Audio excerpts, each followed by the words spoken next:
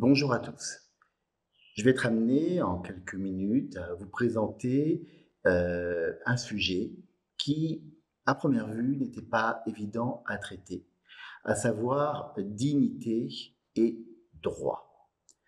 Très classiquement, il est important, lorsque vous passez les concours administratifs, de disposer du maximum de définitions sur étagère. Autant le mot dignité n'a pas vocation à figurer sur cette liste préétablie des définitions que vous devez maîtriser. En revanche, je pense que le terme de droit aurait dû l'être, ce qui permet ainsi d'atténuer quelque part la difficulté devant un tel sujet. Car il est très important, au stade de l'appréhension du sujet, au moment où vous êtes au brouillon, de passer du temps qui sera un temps utile pour la suite sur la définition de tous les termes du sujet. Qu'est-ce que finalement la dignité? Bien, la dignité, comme on le sent, est un dérivé du latin. Son étymologie renvoie à dignitas, qui est le fait de mériter. Ça renvoie donc à des qualités dont on disposerait, qui font qu'on serait éventuellement digne. Ça peut être de l'estime, de la considération, voire du prestige. Ne parle-t-on pas, par exemple, des dignitaires ou des mandarins ou de cette nomenclatura lorsqu'on désignait l'élite qui était au pouvoir dans la Russie soviétique des années 50 aux années 70. Il y a donc quelque part, derrière cette notion de dignité, une idée de honorabilité. À cette première définition, il fallait forcément s'intéresser à l'autre terme du sujet, les droits. Les droits sont constitutifs de règles et désignent à l'origine ce qui est moral et juste. Et donc, une fois que vous avez ces définitions, ou que vous ne les avez pas, rassurez-vous, il faut essayer d'aborder le sujet. Imaginons que vous n'ayez pas sous la main les définitions de ce terme, aussi bien dignité, voire droit. Eh bien, vous allez rechercher des notions qui vont s'apparenter aux termes posés dans l'intitulé du sujet. Autrement dit, des termes qui s'en rapprochent ou qui s'en éloignent. Prenons à nouveau la dignité. Mais on va l'opposer à ce qui est indigne, aux indignités.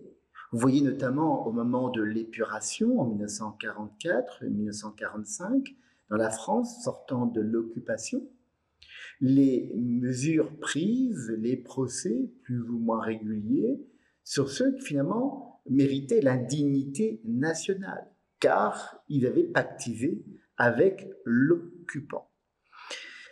Et donc, il y a un travail à faire toujours au brouillon, de chercher des termes qui vont vous aider à appréhender tout le champ des possibles autour du sujet.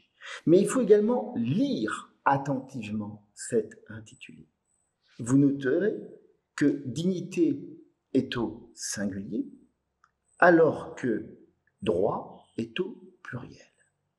Et donc, vous pourriez vous poser la question, si je faisais l'inverse, en mettant dignité au pluriel et droit au singulier.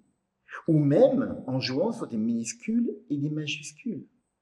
La dignité, avec un D majuscule, peut-être peut renvoyer à une notion plus philosophique, puisqu'on a dit dans sa définition qu'elle revêt quelque part du champ du moral. Et c'est pareil pour le droit. Le comportement d'Antigone renvoie à des grands concepts, à des idéaux, ce qui s'énonce avec une majuscule. Et puis, ce sujet vous oblige à autre chose. Le sujet est posé dignité et droit. Il y a donc là une injonction pour vous, une articulation. Comment appréhender, comment comprendre la locution « et » entre dignité et droit? Qu'est-ce que la dignité a à voir avec les droits? Est-ce que l'un relèverait uniquement du moral, de la moralité, et l'autre du champ juridique? Est-ce que la dignité est un objectif, une finalité pour les droits? L'un serait le final, l'objectif, l'autre ne serait que l'instrument, le moyen. Mais de même, si vous prenez les droits vers la dignité, c'est de se poser la question comment les droits appréhendent, se saisissent de la dignité, voir comment ils l'encadrent, voir peut-être comment ils dénaturent la dignité. Et donc, ces différentes étapes, homonymes, synonymes, pluriels, singuliers, majuscules, minuscules, analyse de tous les termes du sujet, vous conduisent, toujours au stade du brouillon, à avoir une vision la plus large possible. Autrement dit, ne rien oublier devant les correcteurs. Et si on devait finalement s'approprier une définition, on pourrait dire que la dignité, c'est d'obéir aux lois qui permettent d'atteindre une fin et non un moyen. La dignité, autrement dit, c'est le respect qu'on se doit à soi-même. Une fois que vous avez fait l'effort d'une définition, que vous avez trouvé des notions importantes, des mots, concepts autour du sujet, sur les droits, la dignité, vous passez dans une séquence où, toujours au brouillon, vous allez lancer des idées, différentes idées, et après vous allez faire un travail de filtrage. Ce qui se répète, ce qui est manifestement inutile, ce qui peut être regroupé pour donner plus de force. Et donc, dans les idées qu'on aurait pu, et naturellement, c'est là, vous, votre liberté, le jour de l'épreuve, d'en exposer le maximum. Il y avait par exemple l'idée que la dignité est une conquête, peut-être récente, du droit, avec un D majuscule. C'est aussi peut-être l'idée que la dignité est son horizon le plus élevé du champ juridique. Et donc, c'est peut-être la finalité ultime. Parce que quelque part, le droit doit aider à un ordre moral, peut-être. La dignité, c'est une question qui relève finalement de plusieurs champs, aussi bien de la moralité que du droit. Sont-ils pour autant identiques, parfaitement distincts, ou se partagent-ils un champ de valeurs plutôt commun entre eux? La dignité, elle est confrontée aussi à un problème de mise en œuvre des dispositions juridiques, de leur effectivité, de leur portée utile, finalement, du sens donné au droit aujourd'hui. Ensuite, la dignité, c'est une notion qui peut paraître tout à fait relative, puisqu'elle relève du champ des valeurs. Et donc, si elle relève du champ des valeurs, elle varie selon les sociétés, de leur degré d'avancement, donc aussi bien dans l'espace que dans le temps, dans l'histoire. Qu'il est très clair que manifestement, nos exigences en matière de dignité sont beaucoup plus importantes que sous l'Ancien Régime ou au Moyen Âge. Et enfin, la dignité est confrontée à d'autres exigences. On ne nourrit pas, on ne fait pas fonctionner une société, un groupe social uniquement avec de la morale. Il faut d'autres éléments. Et donc la dignité est confrontée dans son articulation avec d'autres priorités. Quel est le champ des priorités d'une société? Nous sommes sous contrainte, que ce soit pour des raisons juridiques, budgétaires, matérielles, et donc il faut faire des choix, c'est-à-dire tout l'enjeu du champ politique. Qu'est-ce qui est donc prioritaire du point de vue du politique dans le champ des possibles? Une fois que vous avez cherché toutes ces idées, vous devez arriver au stade d'arrêter une problématique. Vous noterez quand même que dès le départ, on ne fonce pas, on ne se dirige pas sur une problématique qu'on pense facile. Et méfiez-vous un jour de concours, parce que vous croyez avoir en tête un corrigé qui s'apparente, qui s'approche du sujet qui vous est posé, de vous précipiter sur ce que vous avez retenu de la lecture de ce corrigé. Vous devez être méthodique. Et donc, il faut à un moment donné, fort de vos définitions, fort des mots concepts que vous avez arrêtés, fort des différentes idées que vous avez posées au brouillon, vous allez arrêter la problématique, la vôtre. Cette problématique pourrait être, par exemple, de dire que prise de conscience juridique récente, la dignité, qui donc aurait une valeur juridique, ne reste-t-elle pas pour autant confrontée à l'efficacité, à l'effectivité du droit? Ce qui doit nous amener à se poser la question de l'étendue du champ moral et politique de la notion de dignité dans nos sociétés contemporaines. Une fois que vous avez une problématique, il vous faut retenir un plan. Ici, le plan qui vous est proposé est extrêmement classique. Un plan en deux parties, reposant sur des successions d'arguments et de sous-parties à peu près équilibrées, car c'est l'une des trois valeurs que je vous donne pour un plan.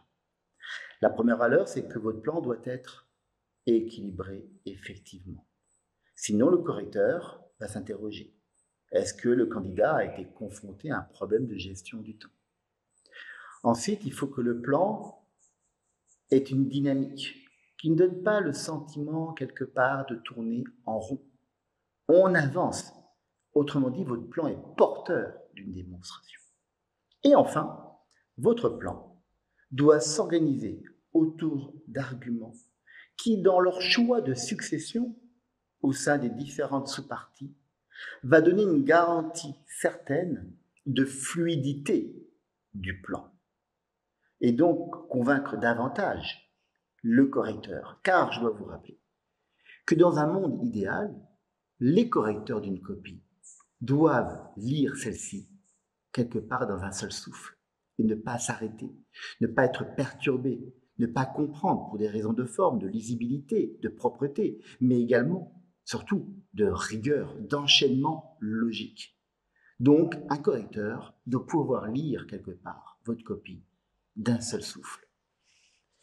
Alors, si on prend donc ce plan de plan type, dans un premier temps, on verrait que la dignité est une conquête juridique qui est confrontée au principe de réalité, assez classique, que vous avez étudié notamment dans les questions juridiques. Dans un second temps, vous verrez que la dignité est finalement un sujet politique qui s'impose au droit. Une fois ces deux grandes parties arrêtées, eh bien, il faut rentrer dans les sous-parties. Votre grand 1, donc, c'est la dignité, une conquête juridique confrontée au principe de réalité. Eh bien, il n'y aurait forcément que deux sous-parties. Et la première serait de dire que la dignité est une conquête récente du droit. Alors attention à éviter les sous-parties un peu trop historiques, parce que par nature, quand on est historique, on est un peu descriptif. Ici, l'idée est de dire que c'est vraiment récent, que dans le moteur de l'histoire, la prise en considération de la dignité n'est pas aussi ancienne, quoique, que cela. Et bien sûr, vous allez nuancer votre propos. En commençant par un premier argument, qui est de dire le mythe d'Antigone, qui est quand même le premier à nous dire qu'il y a des droits au-dessus des lois de la cité. Je ne vous rends pas forcément à ce mythe très célèbre qui rappelle que suite à la mort de ses frères, pour la conquête du trône de Thèbes suite à la mort donc, d'Œdipe, je vous renvoie à l'autre mythe, le mythe d'Œdipe, l'oncle Créon, qui est donc le régent, interdit, sous peine de mort, d'ensevelir Polynice, l'un des frères tués. Parce que Polynice est coupable de trahison par rapport à la cité. Antigone, la sœur de Polynice, va braver cette interdiction du régent, qui est le chef de la cité, en jetant de la terre sur le cadavre. Elle est aussitôt condamnée à mort. Antigone oppose pourtant aux lois de la cité, les lois qui régissaient la cité avant l'apparition du droit. Et là, vous voyez l'intérêt de ce mythe par rapport à cette problématique, ce fil rouge dans votre copie, autour du lien entre la dignité et les droits ou le droit.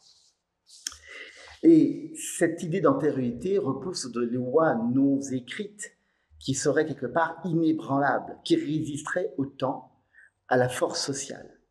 Car tout groupe social a besoin de valeurs supérieures qui vont entraîner une reconnaissance des uns des autres vis-à-vis de ces lois au-dessus de la cité.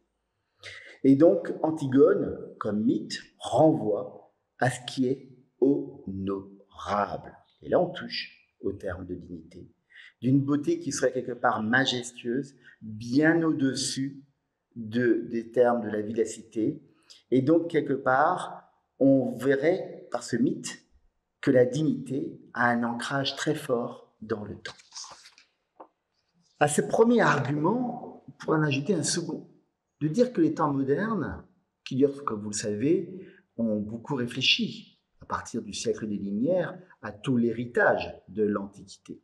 Et donc les temps modernes, ce siècle de Lumière qui va déboucher sur les grandes révolutions, dont la Révolution française de 1789, va déboucher sur une déclaration des droits de l'homme, mais également d'autres mesures. Je pense par exemple aux mesures prises sous la Seconde République, plutôt la Deuxième République au demeurant, en 1848, avec le décret Chaleur qui abolit l'esclavage, parce que l'esclavage, dit le décret Chaleur, est un attentat contre la dignité humaine. Et il y a dans cette foulée de ces temps modernes d'autres mesures prises, notamment après-guerre, suite aux horreurs de la Shoah et de la Seconde Guerre mondiale. Eh bien, on prend des lois fondamentales. Et lorsqu'on parle de lois fondamentales, on revient un peu à l'idée d'Antigone. Il y a quelque chose d'au-dessus qu'on doit respecter par rapport aux droits positifs.